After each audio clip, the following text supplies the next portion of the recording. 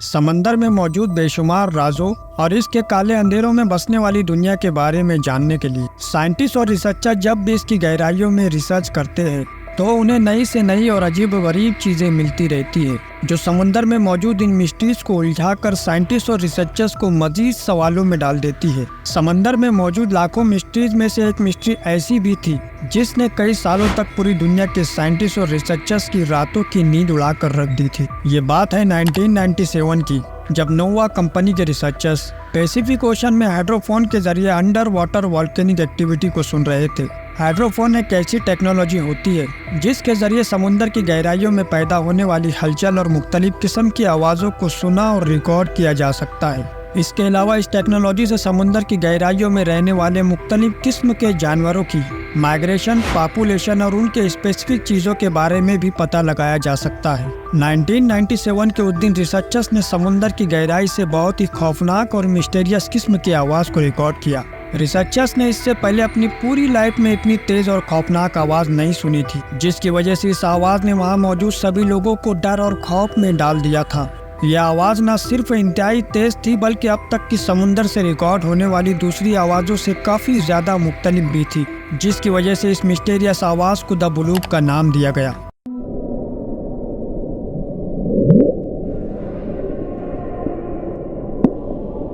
कई सालों तक इस आवाज़ ने साइंटिस्ट और रिसर्चर्स की रातों की नींद उड़ाकर रख दी थी। यह आवाज़ अब एक हैरान कर देने वाली मिस्ट्री बन चुकी थी, क्योंकि यह आवाज़ इतनी तेज थी कि शिप में लगे सारे सेंसर्स ने भी इस आवाज़ को महसूस किया था। शिप में लगे सेंसर्स उसी आवाज़ को महसूस कर पाते हैं जिसकी डेंसिटी बहुत ज़्यादा हो।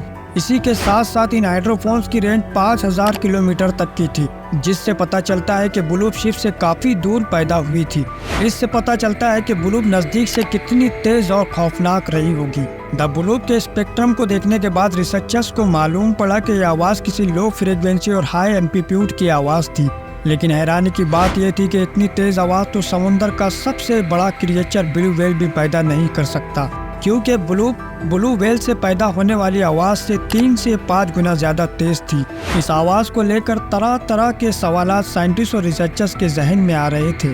क्या यह आवाज़ किसी जायंट स्क्विड की थी, या किसी 100 फुट बड़ी व्हेल मछली की थी, या फिर किसी बहुत बड़े खौफनाक और मिस्टीरियस जानवर की थी जो पिछले कई हजार सालों से समुद्र की गहराइयों में जिंदा है और जिसके बारे में साइंटिस्ट और रिसर्चर्स आज तक नहीं जानते। नोवा कंपनी के रिसर्चर डॉक्टर क्रिस्टोफर फॉक जो घटना के दौरान इस शिप में मौजूद थे, उन्होंने न्यू साइंटिफिक टीम की प्रेस कॉन्फ्रेंस में कहा कि पहले मुझे ये लगता था कि ये साउंड किसी समुद्री हलचल या किसी बहुत बड़े शिप के इंजन की आवाज़ थी, लेकिन मजीद गहराई से द ब्लूप पर रिसर्च करने के बाद मुझे लगता है कि समुद्र के अंदर जिस मैटर और पैटर्न से आवाज़ सुनाई दी, उससे ये पता चलता है कि यह आवाज़ किसी बहुत बड़े समुद्री जीव के द्वारा पैदा की गई थी। लेकिन इतनी तेज़ आवाज़ पैदा करने के लिए समुद्री जीव का साइज भी ब्लू व्हेल से 5 गुना बड़ा होना चाहिए। ये रिसर्च इस बात की तरफ इशारा कर रही थी कि समुद्र में ब्लू व्हेल से भी बड़ा और ख़तरनाक कोई क्रिएचर मौजूद हो सकता है, जिसके बारे में साइंटिस्ट और रिसर्चर्स आज तक नहीं जानते और जो हमारी सोच से भी ज़्यादा बड़ा, ख़तरनाक और मिस्टीरियस है। जैसे जैसे वक्त गुजरता जा रहा था, साइंटिस्ट और रिसर्चर्स समुद्र के अंदर पैदा होने वाली वॉल्केनिक एक्टिविटी और अर्थक्वेक को स्टडी करने के लिए अंटार्कटिका के करीब समुद्र में हाइड्रोफोन डिप्लॉयड करते जा रहे थे।